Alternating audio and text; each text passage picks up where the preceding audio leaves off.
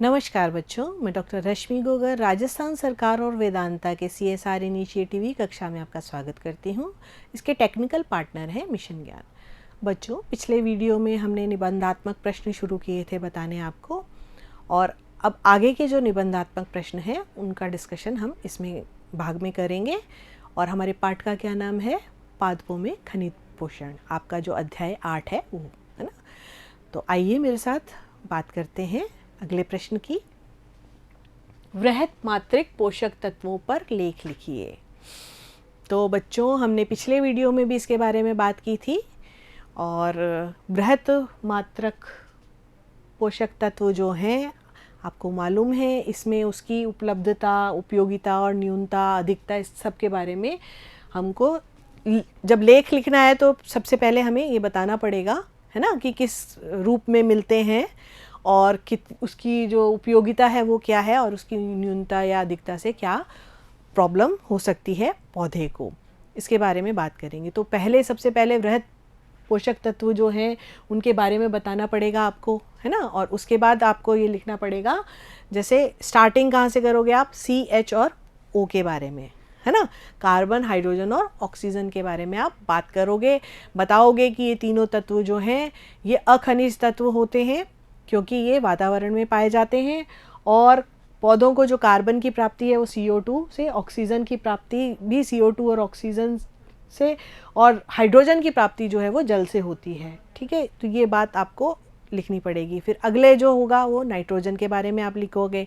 तो नाइट्रोजन जो है वो सर्वाधिक मात्रा में, आपको पता है, वायुमंडल में उपस्थित होता है, लगभग 78%, है ना।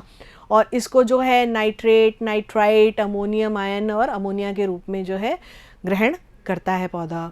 और पूरा नाइट्रोजन जो चक्र है, उसके नाइट्रोजन की जो है सर्वाधिक आवश्यकता भी पड़ती है, क्योंकि जो भी आपके RNA, DNA हैं और उसके साथ ही अमीनो अम्ल हैं, प्रोटीन अम्ल हैं, जो सारे के सारे, उन सभी में नाइट्रोजन की आवश्यकता होती है। और रासायनिक उर्वरक के रूप में जो है यूरिया जो है वो नाइट्रोजन जो है उसका प्रमुख स्रोत होता है। ठीक है, ये बताओगे आप। फिर इसकी न्यूनता के लक्षण के बारे में आप बताओगे कि कमी से क्या होता है, हरिमाहीनता हो जाती है, ये ना नाइट्रोजन कम हो गई, ये देखिए पूरी एकदम पीली पत्ती पड़ गई, है ना।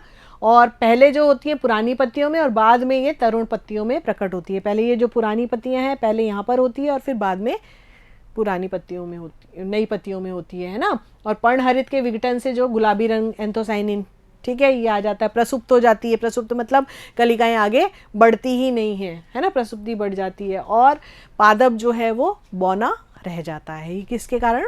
नाइट्रोजन की कमी के कारण होता है। फिर हम फास्फोरस की बात करते हैं। तो फास्फोरस जो है वो H2PO4 आयन और HPO4 आयन के रूप में जो है वो फॉस्फेट के आयन, अकार्बनिक फॉस्फेट आयन के रूप में मिलता है ये। और इसका स्थानांतरण तो अकार्बनिक रूप में होता है और पौधों के अंदर ये कार्बनिक यौगिकों के रूप में मिलता है। 0.2 से 0.8% तक शुष्क भार होता है। फिर फास्फोरस, फास्फोलिपिड्स, न्यूक्लिक एसिड, ये मैंने आपको पिछला जब क्वेश्चन बताया था उसमें भी मैंने ये वाली बात आपको बताई थी कि NADP, ATP, प्रकाश संश्लेषण, श्वसन, इन सभी महत्वपूर्ण क्रियाओं में ये आपको बताया था कि न्यूक्लिक एसिड जो होता है उसमें ये फास्फेट ग्रुप जो है लगा हुआ होता है।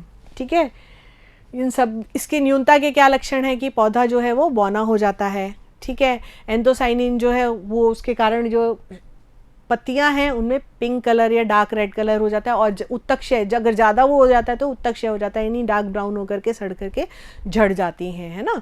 और साथ ही ये देखिए, है ना, विकृत हो जाती हैं, कितनी एकदम बिल्कुल कैसी हो गई है ना, कैम्बियम की सक्रियता कम हो जाती है। फिर कैल्शियम की बात करते हैं। तो कैल्शियम जो है हमारा ये किस रूप में मिलता है, सबसे पहले आपको ये बताना पड़ेगा। तो एपेटाइट, कैल्सेटाइट तथा डोलोमाइट अयस्कों के रूप में ये उपस्थित होता है। ठीक है, और कैल्शियम जो है ये देखिए मुख्य पटलिका, ये है ना, ये ब्लैक कलर के स्पॉट्स जो आपको दिख रहे हैं, ये क्या है?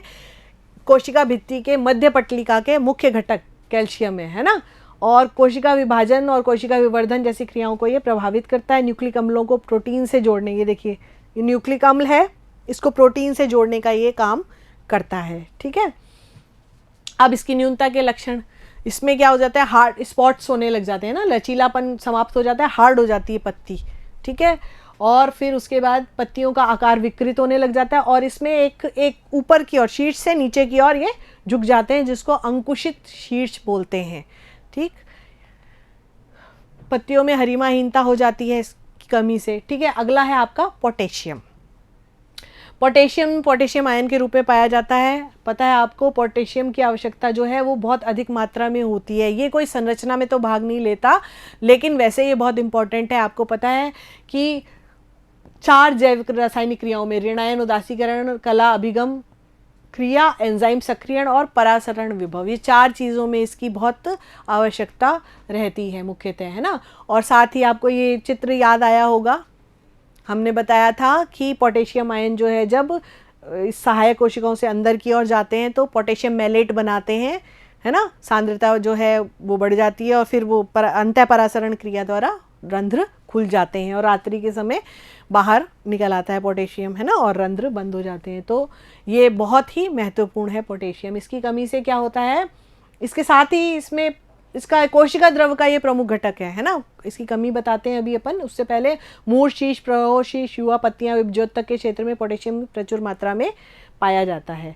ठीक है, अब न्यूनता के लक्षण क्या हैं इसके, तो न्यूनता के लक्षण में इसमें सबसे पहले परिपक्व पत्तियों में दिखाई देता है। पत्तियां कैसी हो जाती हैं, कुरबरित, है ना, मुड़ जाती हैं। देखो यहाँ से आप देखो, कुरबरित हो जाती हैं और कैसी हो रही है, येलो कलर की होने लग गई, यानी इनका जो ग्रीन कलर है वो खत्म होने लगा, क्लोरेसिस हो गया इसमें।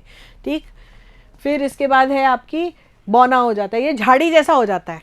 पौधा कैसा हो जाता है, झाड़ी जैसा हो जाता है ना। और ये NPK जो बहुत प्रमुख हैं, आपको पता है, ये क्रांतिक तत्व भी कहलाते हैं, है ना।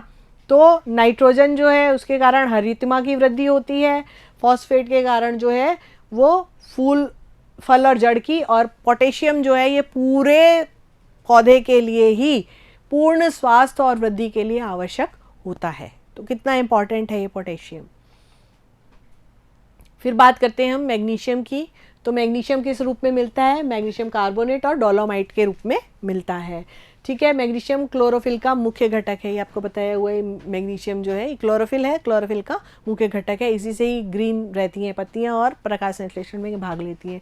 फिर राइबोसोम की दोनों इकाइयों को जोड़ने का काम करता है ये। ठीक है, और न्यूक्लिक अम्ल, RNA DNA के संश्लेषण में से संबंधित जो एंजाइम होते हैं वो उनको सक्रिय करने के काम में भी मैग्नीशियम को काम में लिया जाता है। ये वही, इसमें मैंने पिछले वाले वीडियो को आपको थोड़ा सा याद कीजिए, बताया था कि जो शिराएं होती हैं, शिराओं के बीच में हरिमाहीनता आने लग जाती है इसके कारण। और जो इधर देखिए, ये गंधक की बात करें अपन, गंधक में क्या होता है, सल्फेट के रूप में गंधक पाया जाता है। ठीक है, और सल्फर डाइऑक्साइड जो है वो पौधों के लिए सल्फर के स्रोत के रूप में उपलब्ध होती है ना। और ब्रेसिकेसी कुल में तीखी गंध, ये ब्रेसिकेसी कुल का पौधा है, सरसों का पौधा, है ना, इसमें तीखी गंध जो है वो सल्फर के कारण ही आती है।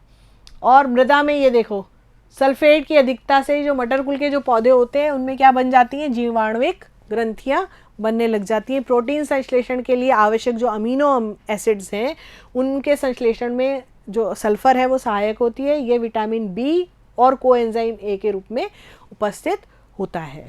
ठीक है, अब इसकी कमी के क्या लक्षण है, इसकी कमी में पत्तियों में हरिमाहीनता का लक्षण दिखाई देता है। हरिमाहीनता हो गई, ये देखिए पीली हो गई। ठीक है, और पौधों में सल्फर युक्त अमीनो एसिड्स की कमी, जब अमीनो एसिड्स को बनाने का काम करेगा, अगर ये नहीं होगा तो उनकी कमी हो जाएगी। ठीक है, और साथ में जो हार्ड टिश्यूज़ हैं, जैसे आपके स्क्लेरेन्काइमा, कोलेन्काइमा, इनकी मात्रा में वृद्धि हो जाती है, हार्ड टिश्यूज़ की मात्रा में, और पौधा जो है वो बौना रह जाता है। तो इस तरह से ये इस प्रश्न का उत्तर यहाँ पर समाप्त होता है। अगले वीडियो में हम अगला निबंधात्मक प्रश्न पढ़ेंगे। तब तक के लिए नमस्कार, थैंक यू।